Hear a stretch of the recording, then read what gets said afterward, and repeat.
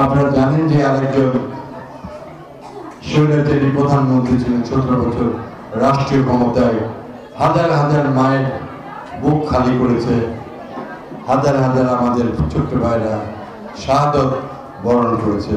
সেই স্বৈরাচারী খুনি হাসিনা আমাদের নেত্রীকে ধীরে ধীরে মৃত্যুর সকল ষড়যন্ত্র করেছিল।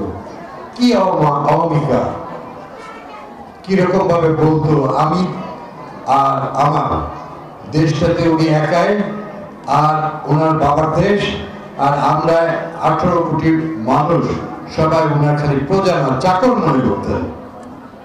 মুচকি হেসে তিনি হত্যার নির্দেশ দিতেন।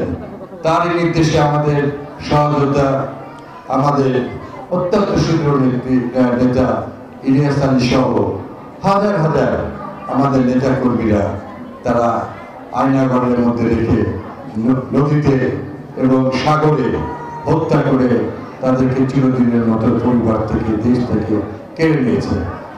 সেই খুনি হাসিনাকে আমরা 17 বছর ধরে বলেছিলাম যে বাংলাদেশের মানুষ কোন বিদেশি আগ্রাসন, বিদেশি শক্তির কাছে মাথা নত করে নাই।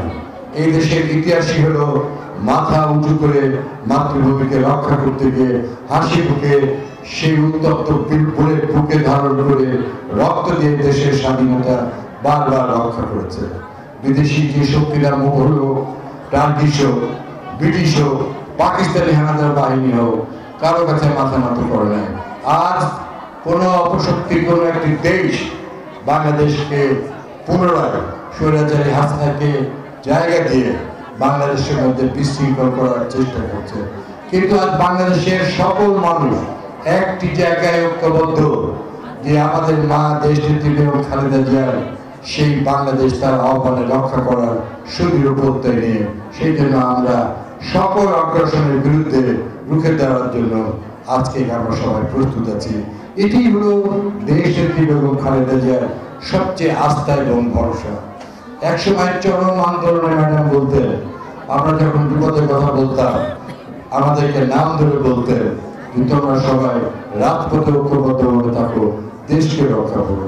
আমি সবাইকে বলবো, দেশ আমাদের মা, আমাদের মা আজ বিদেশে।